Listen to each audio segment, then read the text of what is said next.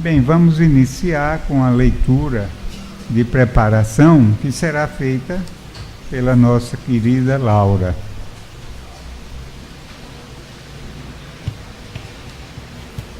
Boa noite. A mensagem é do livro Roteiro de Libertação, Joana de Ângelo, pelo médio Divaldo Franco. Não temas. A tarefa, por sua magnitude, parece-te impossível de ser conduzida por tuas forças. O compromisso, por ser grave, faz-te crer ser impossível levá-lo com equilíbrio e êxito. O desafio, pelas responsabilidades que impõe, causa-te preocupação. Não temas, porém. Quanto te diga a respeito, faze tudo com a melhor doação de ti mesmo. Se pretendes remover a montanha, inicia o trabalho retirando as primeiras pedras. Pensa, planeja, mas atua. Sem a ação, será difícil saber os resultados. A catedral suntuosa cresceu de pedra em pedra após a escavação da base. A escultura monumental resultou do primeiro golpe e dos que o sucederam. Estás fadado ao triunfo. Responsabilidade é estímulo ao êxito, mas receio é prejuízo na economia moral da vida. Dinamiza tuas forças com a vontade bem dirigida e conseguirás realizar os projetos. Em qualquer labor com Cristo, não temas nunca. Ele estará sempre contigo. Obrigado, Laura.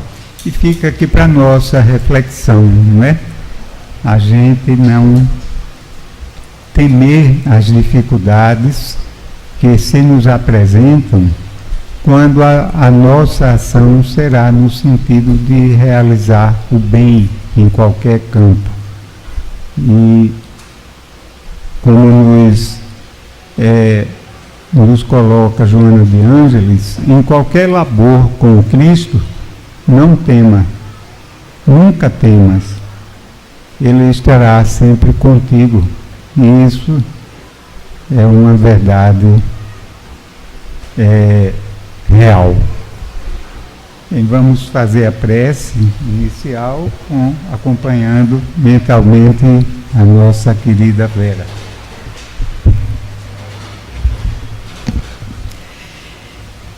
Então, eu convido a todos a fechar os olhos,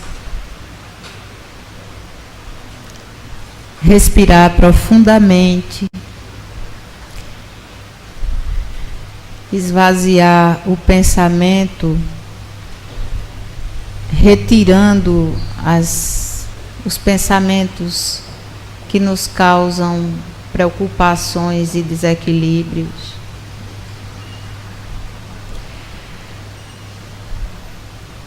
Para que nós possamos estar aqui inteiros. E nesse momento, elevar o pensamento ao alto,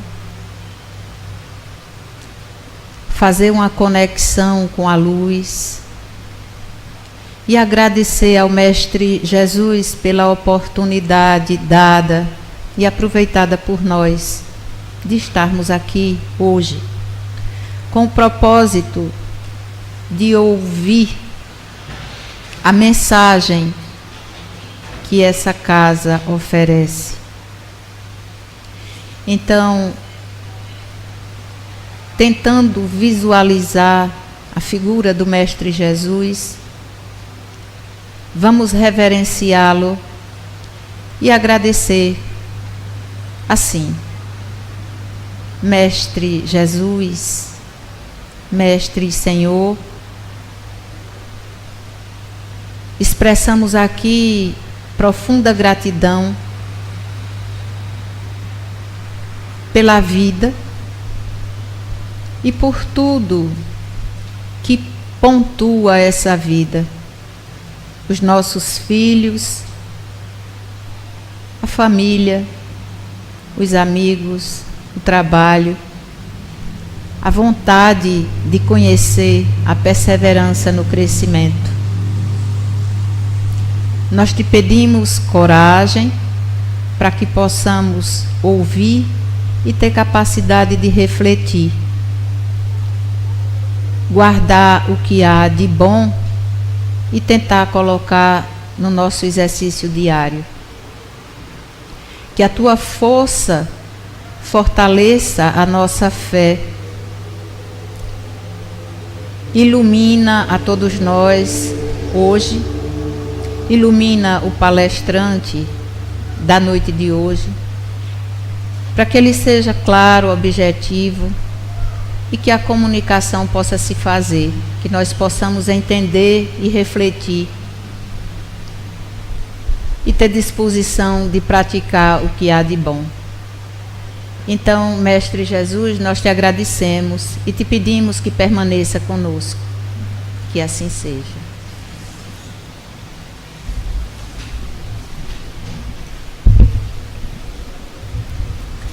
E hoje nós temos como expositor o nosso querido amigo Hinaldo, já tão conhecido nosso aqui, não é? Inclusive com palestras em outras ocasiões, e ele vai trazer para nós uma reflexão sobre o tema, que eu não sei se é possível, esse tema que ele propõe, é muito além do amor. Eu não sei se a gente pode ir além do amor. Hein, Hinaldo? Você vai ter que explicar isso para a gente, viu? Que Jesus nos abençoe e que tenhamos uma noite rica de aprendizado e de renovação das nossas energias espirituais e do nosso propósito de nos tornarmos melhores, mais felizes, mais humanos. Realmente, o amor é tudo. O universo, todo o universo, é um ato de criação divina. O universo foi criado através do amor de Deus. E como consequência, todas as coisas que estão dentro desse universo, criados pelo nosso Pai, o amor está presente em tudo. Você pode olhar ao seu redor, a criação divina, quer seja o firmamento, quer seja uma noite de lua, quer seja a chuva que cai sobre a sua face, a brisa que sopra, as ondas do mar, o amor está em tudo. Está na vida, nos pequenos animais, em todo o reino mineral, vegetal, está dentro de todos nós.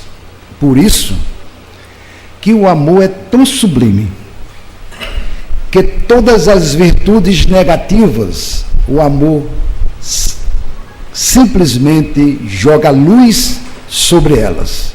Nada resiste ao amor. O ódio é o antagônico do amor. O ódio é tão forte quanto o amor. Da mesma maneira que o amor une as pessoas a tudo que está ao seu redor, o ódio une como nunca. É o mais perigoso.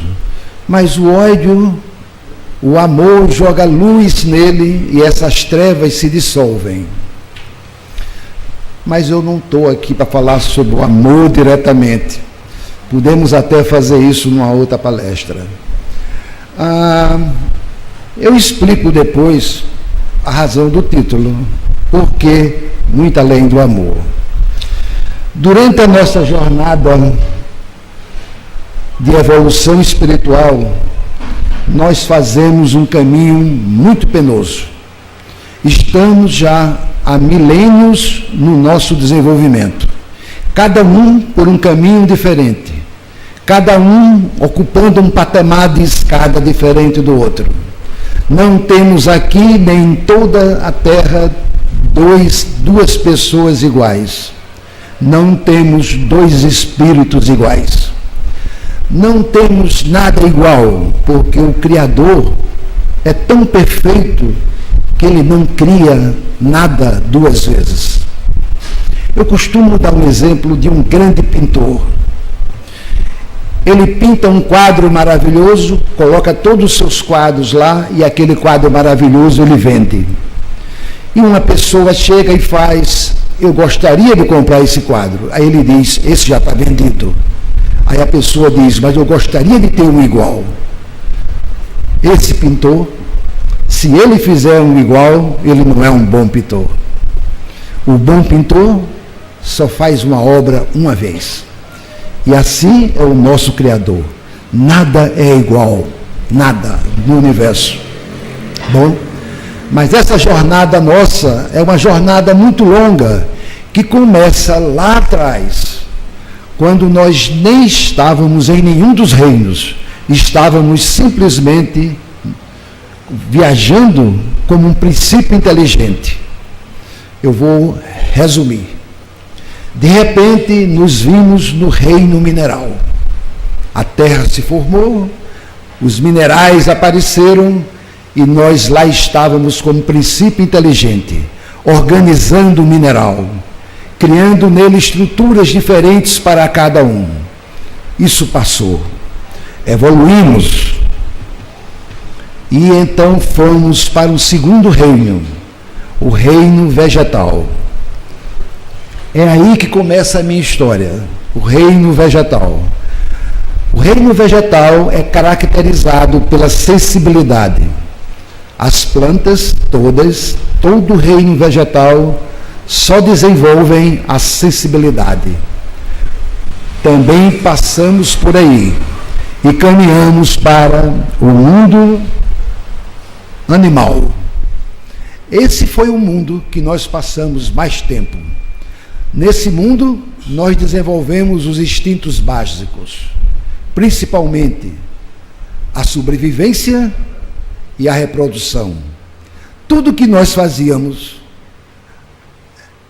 e aí surgiu todas as coisas, como o medo, não é? Você atacar, você reagir, tudo aquilo baseado na sobrevivência e na reprodução. Passamos muito tempo nesse mundo, mas continuamos evoluindo. A característica principal é que o ser humano, o ser espiritual, é o único ser que, ao caminhar em toda a sua trajetória, ele grava tudo aquilo que aconteceu no passado.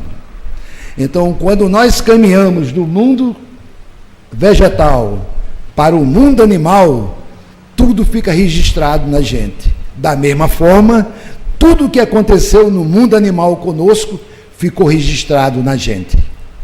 E isso foi um longo período. E é por essa razão que, quando caminhamos para o atual mundo que nós estamos agora nesse estágio: desenvolvimento da inteligência e da razão. E aí o que é que está acontecendo conosco? Nós temos um atavismo, uma lembrança muito forte do mundo animal do qual nós vivemos por um longo tempo. E o que acontece é que tudo isso está influindo na gente nos dias atuais. E essas dificuldades vivem conosco. Mas todos nós estamos nesse estágio, em patamares diferentes de evolução, caminhando, cada um seguindo o seu caminho, através do livre-arbítrio. Todos, sem exceção, no caminho da evolução completa, da perfeição. O nosso próximo mundo que nós vamos viver é o mundo da intuição. Estamos caminhando para ele. Bom, mas quais são os grandes problemas que o homem tem nos dias atuais, que fazem com que causem transtorno nele? São as causas internas que eu estou chamando aí. Nessas causas internas eu resumo como sendo a hereditariedade e doenças degenerativas. Hereditariedades que você possa trazer e doenças degenerativas que você tenha com você mesmo, quer seja proveniente dessa vida, quer seja como um vestígio de vidas passadas. Mas você não tem muito controle sobre essas causas. E existem outras causas, que são as causas externas. Nessas causas externas, você tem os conflitos familiares e tem todo tipo de pressão que está ao seu redor. Pressão psicossocial, pressão religiosa, cultural, socioeconômica. Quando você faz atendimento fraterno, você verifica que grande parte das pessoas que nos procuram no atendimento fraterno, eles têm, 80% deles vivem problemas de conflitos familiares. Outra parte vive conflitos culturais e outros conflitos econômicos. São conflitos onde a pessoa está com problema porque não arranja trabalho, o outro está com problema de família, enfim. Esses são os conflitos que nós convivemos. A maneira como você enfrenta isso e cresce espiritualmente é que faz a sua evolução. Bom, só que quando você soma essas duas causas no homem, você tem os transtornos que acontecem.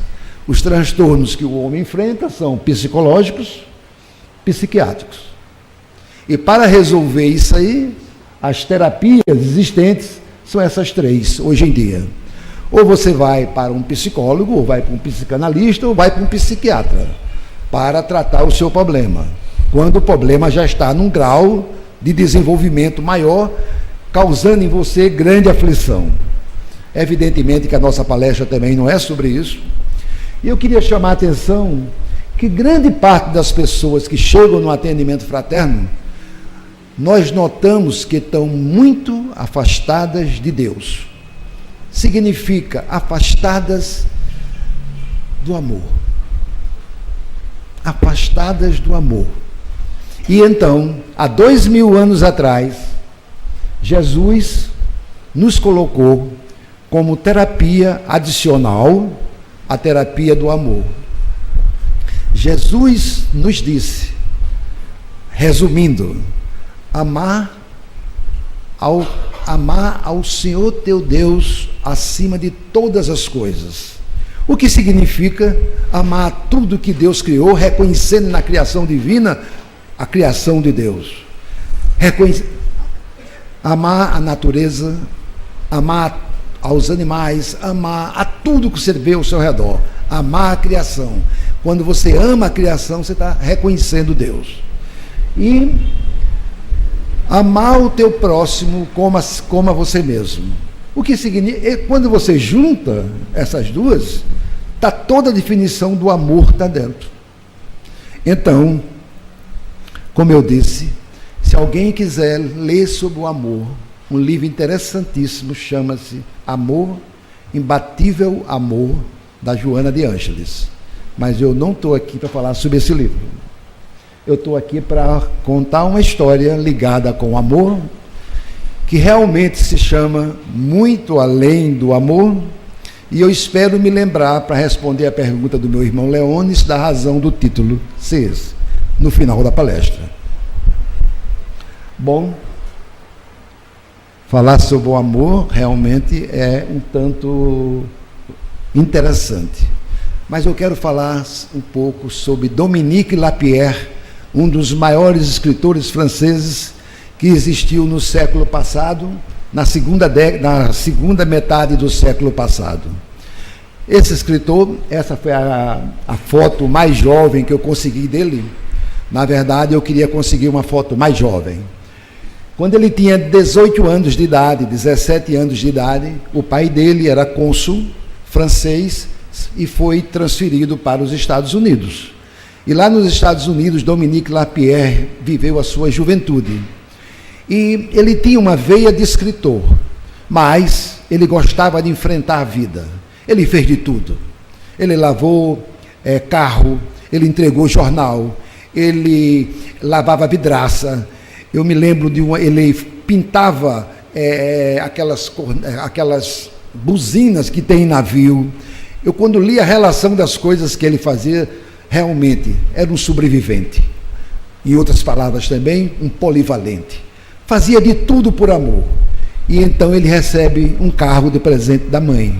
O carro era um carro muito velho. E ele pega esse carro e resolve dar uma volta nos Estados Unidos com o carro.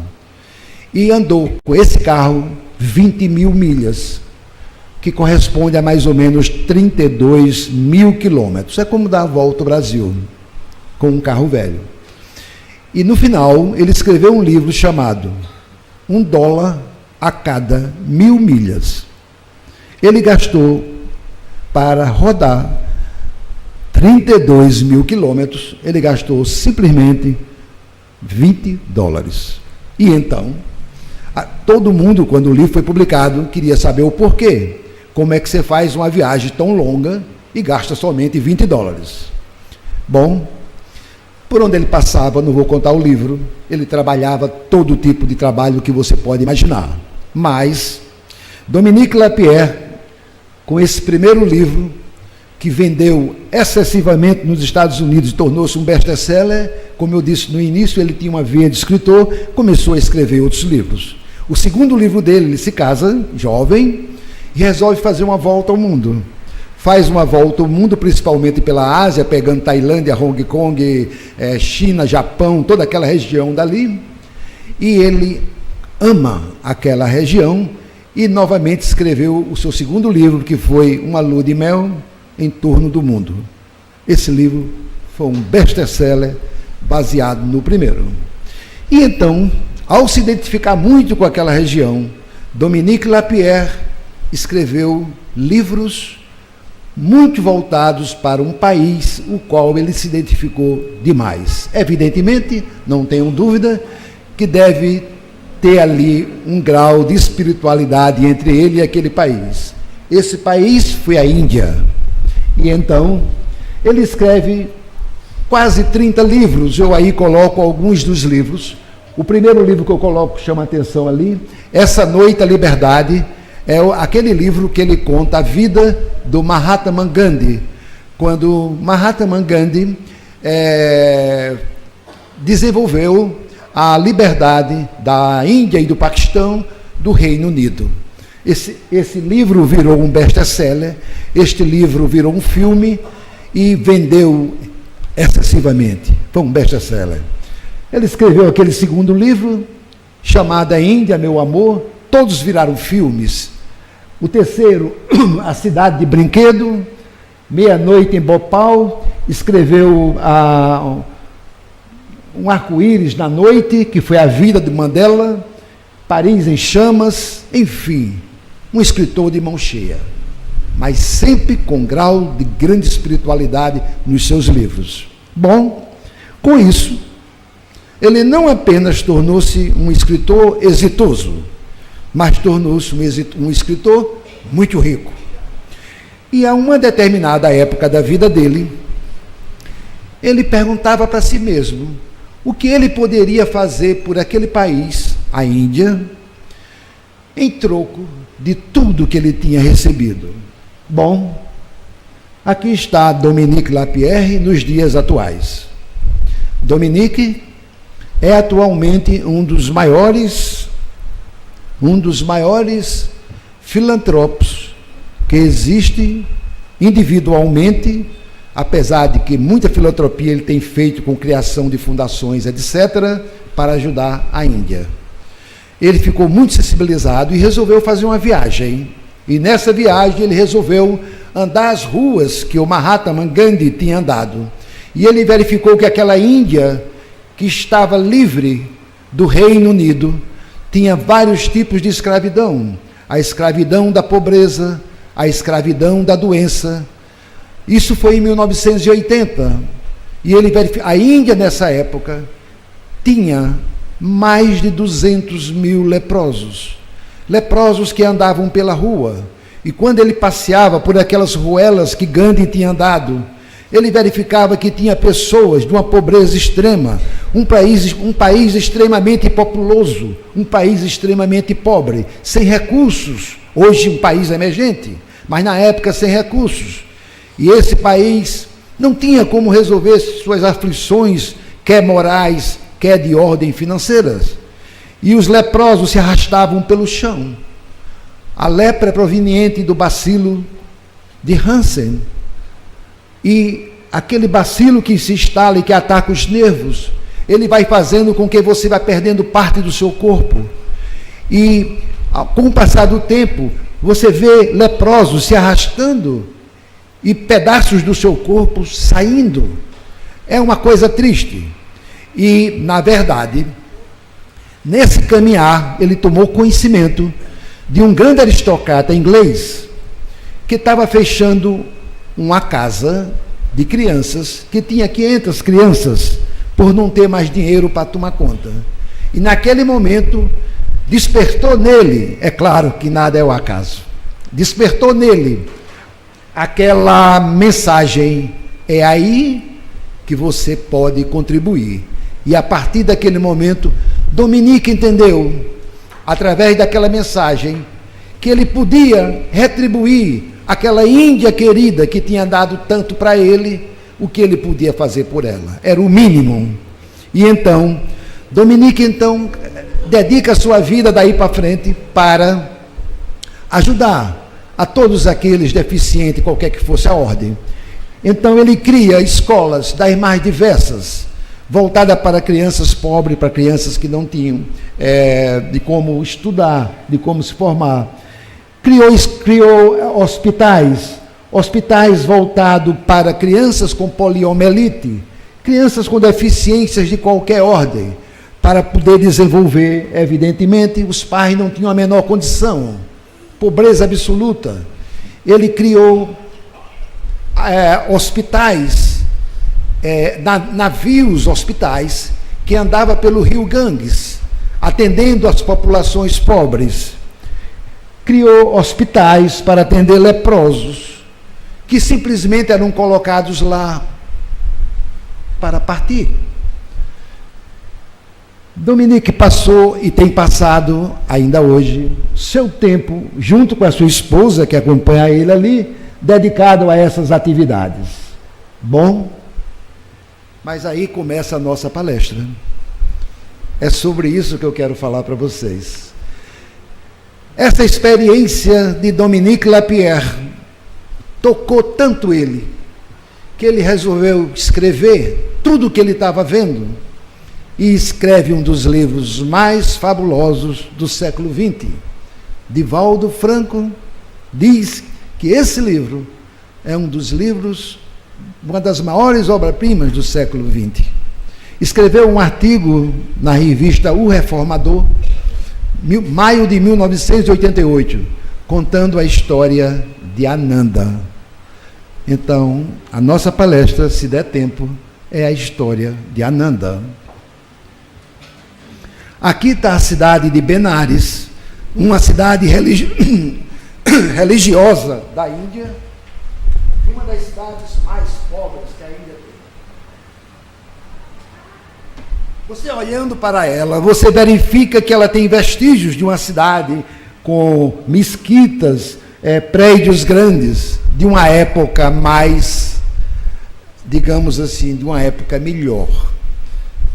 Quando a Índia viveu sua pobreza, Benares estava assim. E Benares atraía, por uma razão, que eu não sei a causa, atraía grande parte dos leprosos da Índia, que praticamente no final das suas vidas iam para lá. Então, Benares era a cidade que tinha mais leprosos. Os leprosos eram tantos que, como eu contei, eles morriam pelas ruas, e eles eram então queimados em fogueiras nas ruas, porque o leproso não podia ir para a pira, que é lá na Índia. Você tem a cremação. Eles não iam para os crematórios, eram queimados em fornos. Muitos desses fornos eram colocados na rua, que eram fogueiras. Daí você vê fumaças, etc., onde muitas vezes você está queimando corpos de cadáveres, né? O rio Ganges é mostrado aí, onde a maior parte das pessoas é um costume, né, tomar banho no rio, porque eles acreditavam que purificando, que o rio purificava eles, né, e eles escapavam dos ciclos de renascimento. O leproso não era ajudado pela população, porque ele é interpretado como sendo um pária da sociedade. Na Índia, você tem o sistema da crença do karma. No Espiritismo, nós não temos o karma. Nós temos a lei de ação e reação. O karma é um pouco diferente. Então, o indiano dizia que aquele que tem a lepra era um castigo e ele teria que queimar queimar o karma dele sem receber ajuda para poder se elevar. E era por isso que o leproso era um pária da sociedade. O leproso era tão discriminado que a sombra de um leproso não podia passar por uma pessoa normal, uma pessoa que não tivesse lepra. Era uma ofensa. Enfim, aí está o rio Ganges mostrado. O rio Ganges é bastante sujo. E eu quero falar para vocês sobre Ananda. Ananda era uma garota de 8 anos de idade, quando Dominique Lapierre a viu pela primeira vez, e eu vou ter que correr, e ela morava em frente ao rio. Tinha um pai, uma família de 30 pessoas dentro de casa, e 10 irmãos, todos eles mergulhavam no Ganges para tirar dos cadáveres que estavam lá dentro, uma criança de 8 anos de idade, para tirar dos cadáveres dente de ouro, anéis, etc. Pegava aquilo ali, amarrava no cabelo, trazia para os pais. Os irmãos trabalhavam nisso. Ananda era considerada, o apelido dela era a ave de rapina do Ganges, porque ela era a mais rápida, aquela que mergulhava melhor. Bom, o tempo passa. Aqui está o pai de Ananda. Ele trabalhava no sistema de cremação dos leprosos, também era considerado como sendo um pária. E aí mostra uma figura do negócio. Bom, quando Ananda tinha 13 anos de idade, ela vê um movimento na casa dela, de pessoas que entravam e saíam. E então ela toma conhecimento de que o pai dela, que era responsável, estava tratando do casamento dela. Eles se casam jovem, e geralmente o jovem não vê o marido, a jovem não vê o marido. E então o casamento foi todo acertado. E Ananda, quando ela é mostrada para o noivo, já perto de se casar, a descrição de Dominique Lapierre é que ela parecia um buquê de flores que desceu de um ponto transcendental, de tão linda que Ananda era. E então, Ananda quer dizer alegria, Ananda, o significado. E então ela um dia, faltando pouquinho para se casar, ela está tomando banho no rio, e ela vê uma manchinha no lado direito do seio dela. E então ela olha para aquela mancha, mas ela estava acostumada a ter muitas coisas na pele. Ela era muito resistente, quase nunca adoecia. Ela não deu muito bolas para aquilo ali. Mas com o passar do tempo, ela começou a notar que quando ela apertava aquilo ali, não doía. E então ela mostrou para a mãe. A mãe chamou um curandeiro, e o curandeiro pegou um alfinete e chegou naquela parte do seio e enfiou. E ela não sentiu nada. E o diagnóstico era que ela estava com lepra. E então a lepra se desenvolve. E Ananda chega em casa, o pai toma conhecimento que ela está com lepra. E todo dia de manhã a família se reunia, como um dia qualquer, e todos tinham uma gamela muito grande, e os indianos comem com a mão, e se sentavam ao redor, e toda manhã era um momento de alegria. Não naquela manhã.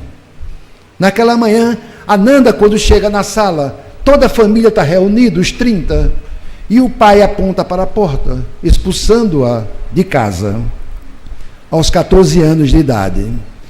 Ela olha para a porta e ela vê uma pequena trouxa, onde dentro só tinha um pouquinho de comida, o suficiente para ela comer um pouco. E ela pega aquilo ali, olha para trás pela última vez, e ao olhar, os irmãozinhos menores chorando, era um quadro realmente impossível de descrever a tristeza. A porta é fechada, ela sai aos 14 anos pela rua, tendo que se afastar da população para procurar o ambiente leproso para o qual agora ela estava envolvida. Enfim, um dia, 3 dias após, ela está extremamente com fome, e ela está na plataforma dos trens. Ela vê um homem se aproximar dela, e esse homem diz para ela: que fazes, garota? Ela diz: eu estou aqui com fome. Ele diz: mas você não tem paz? Ela disse: não, eu fui expulsa de casa. Ele disse: é exatamente isso que eu procurava. Eu tenho uma esposa, e essa esposa está passando 3 meses fora, e eu estou precisando de uma mocinha para tomar conta dos meus 3 filhos que está em casa.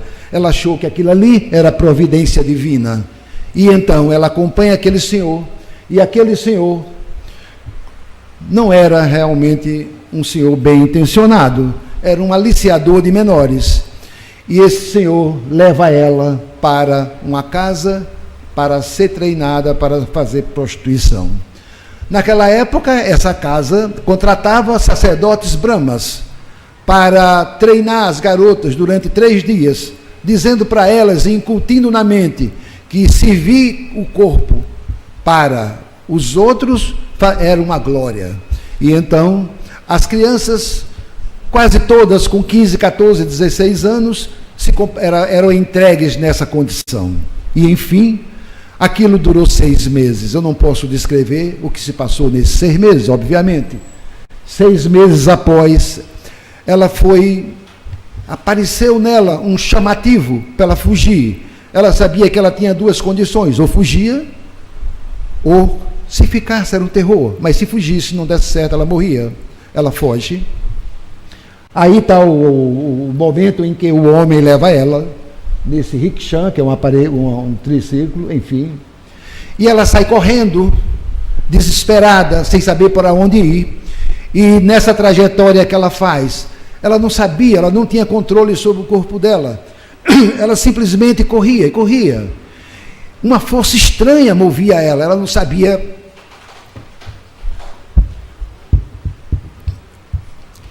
Ela não sabia que força era aquela. E ela, de repente, já depois de muito cansada, ela vê uma placa numa casa bem grande, escrita: Missionárias da Caridade. E então, ela vê uma fila bem grande de crianças, leprosos, deficientes de ordem diversa, pedindo comida. E então, ela viu outra placa escrito: Assistência aos leprosos. E então, de repente, ela se lembra que existia uma freira, uma madre, que estava tentando trazer para a Índia uma religião diferente, que era uma religião de um Deus único, que queria acabar com todos os deuses da Índia. E ela então tinha ódio. E então aquela missão de caridade era uma missão de Madre Teresa de Calcutá, em Benares. Madre Teresa de Calcutá, ela criou várias casas para atender leprosos, formou essas irmãs de caridade, as missionárias de caridade, e hoje é a ordem de ajuda aos leprosos maior do mundo. E em Benares, quem tomava conta dessa casa era essa irmã Bandona. E essa irmã aqui eu falo um pouco sobre as missionárias da caridade, essas freiras que andavam pela rua, né? Aqui eu mostro uma foto de Madre Teresa dando atendimento a leprosos.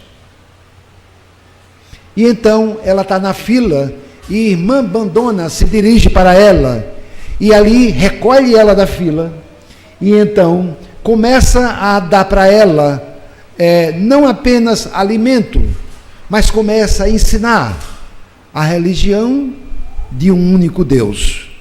E então ela começa a acompanhar irmã Bandona em todos os momentos. E à noite, irmã Bandona cuidava da lepra, colocando um óleo que tinha na Índia, e esse óleo ela coloca, aplicando na descrição que é feita, é como que estivesse aplicando um passe. E o que você vê é que lentamente, na descrição de Dominique Lapierre, a lepra vai saindo e ela deixa de ter a lepra. E então ela começa a conhecer um mundo de amor e caridade. Ela vai à capela pela primeira vez, ela via aquelas freiras na capela se deitarem, quase com a testa tocando o chão, fazendo oração, e ela não entendia o porquê. E ela então observava aquilo ali, até que um dia ela vai à capela e junto com a irmã Bandona, ela pede para que a irmã Bandona aceite ela, para que ela possa ajudá-la. E então, irmã Bandona diz, mas o que é que você quer ser? Ela diz, eu gostaria de ser uma missionária da caridade. Mas para fazer o curso de noviciada, teria que ir para Calcutá, porque era em Calcutá que tinha o curso daquelas que se tornavam irmãs. Uma manhã em Calcutá, foi o que eu fiz aqui. O que é que eu faço para assumir aquilo ali? Eu não entendo aqui. Opa. Uma manhã em Calcutá, então a irmã Bandona leva ela para Calcutá. Uma manhã em Calcutá, uma pária não cristã e ex-leprosa se batiza, recebe os mistérios do Evangelho, aprende inglês, aprende o Deus único de amor, aprende a decifrar as parábolas. Ela era extremamente inteligente e sabia várias línguas, porque ela ouvia desde pequeno várias pessoas que passavam pela casa dela. E então ela tem o primeiro encontro com Maria Teresa de Calcutá, quando ela tinha 19, 20 anos de idade. Essa é a foto dela. Uma garota linda, depois de passar por toda a experiência que passou. E então, ao conhecer a Madre Teresa, ela pede para a Madre Teresa, ela perguntou o que é que representava o trabalho. E Madre Teresa responde para ela, minha filha, tudo que você quer obter, qualquer resposta, qualquer teologia, qualquer religião, se resume em amar. Amar até doer. E repetiu, amar até doer de tanto amar. Esse é o nosso leme, a nossa regra. E então, já sei. E então ela resolve fazer o noviciado. E o noviciado se resume em passar 3 anos em um local para atender ou deficientes, ou crianças leprosas, ou adultos, não importa, 3 anos. E ela então é designada para o lar dos agonizantes do coração puro. E nesse lar, ela enfrentou os seguintes problemas. Vou resumir. As pessoas que elas pegavam na rua e levavam para essa casa, para esse lar, eram pessoas leprosas, geralmente vítimas da miséria, se alimentavam nos lixos, tinham os olhos revirados, já de tanta fome, as bocas abertas fixas, a pele se partia de tantas chagas, não tinham resistência nenhuma, defesa imunológica também não conseguiam, alguns nem comer conseguiam quando eram recolhidos, tinham geralmente tuberculose, desenfeiteria, tifo, cólera, tinham convulsões, não podia tomar injeções nos braços, porque os braços eram tão fininhos, as injeções eram dadas nas pernas, alguns não conseguiam emitir som nenhum, faziam um silêncio total. É nesse universo que ela passa 3 anos da vida dela, exercendo uma das maiores ferramentas que leva ao amor, a caridade. A caridade. A caridade. A caridade sem retorno, sem querer nada de troco, que significa doação completa. Então, 3 anos depois, ela volta e ela então se torna monja. A monja 3812. Ora, no dia da consagração, todas as outras irmãs que estavam na festa da congregação, todas as outras irmãs tinham pessoas da família, e ela olha ao redor uma multidão, e ela procura alguém da família dela, mas ela não tinha ninguém, e de repente ela vê naquele meio irmã Abandona.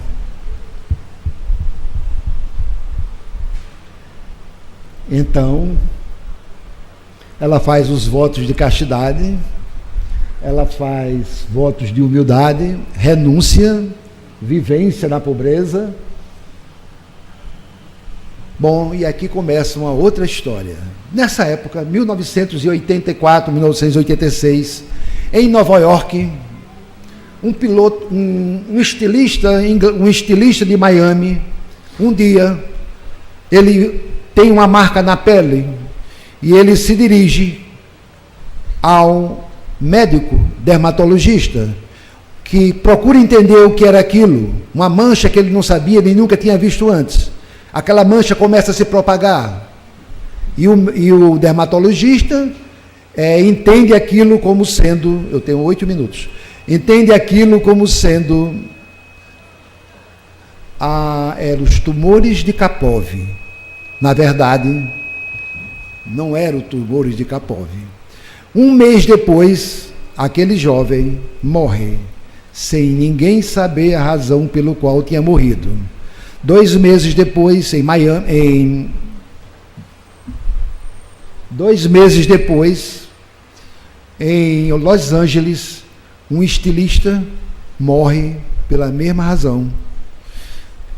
No mês seguinte, um outro jovem, que era piloto da Air Canadian, morre com manchas no peito espalhadas.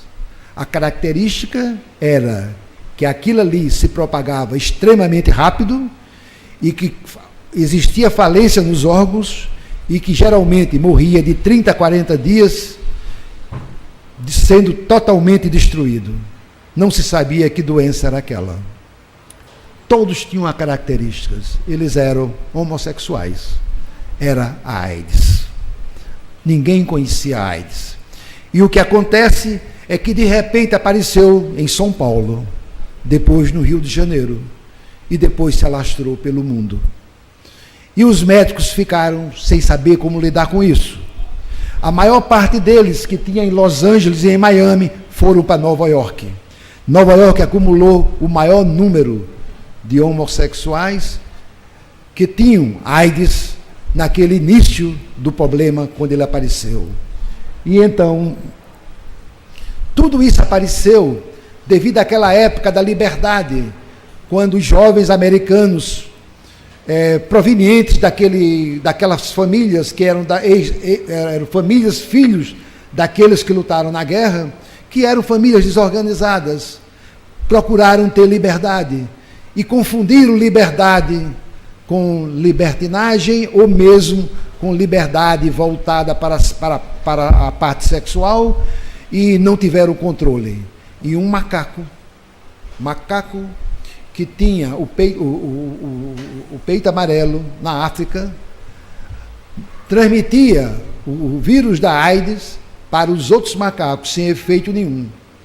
Mas uma jovem africana estava com o ombro ferido, e aquele vírus passou para ela, e dela se propagou.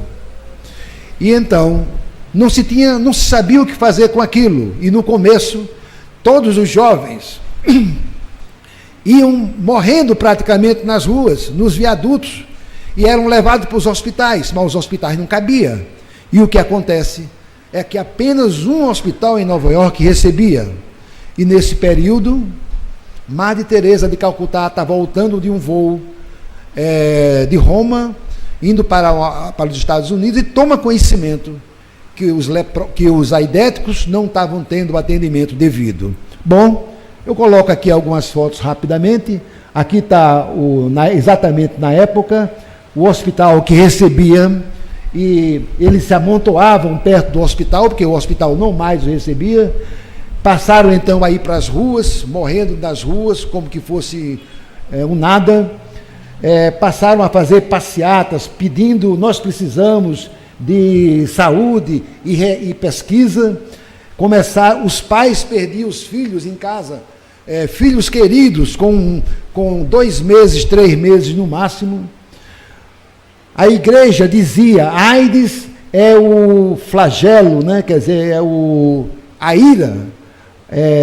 ira de Deus, dizia o vicário, porque a igreja não tinha explicação, achava que aquilo ali era a ira de Deus. Os médicos, essa colocação é muito forte, 10 mil mortos de AIDS, e os médicos perguntando o que fazer. Ninguém sabia o que fazer.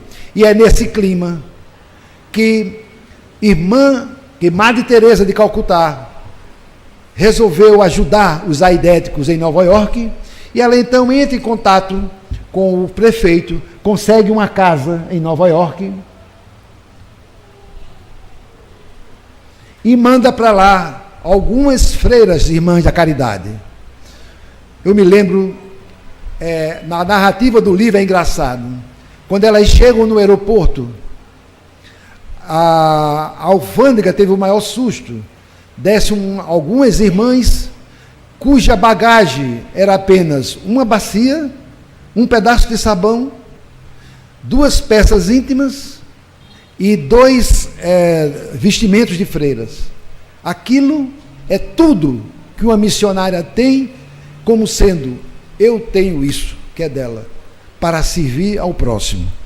Aqui está elas na região de Greenwich Village, que era uma região de Nova York dos artistas, onde a AIDS atacou mais.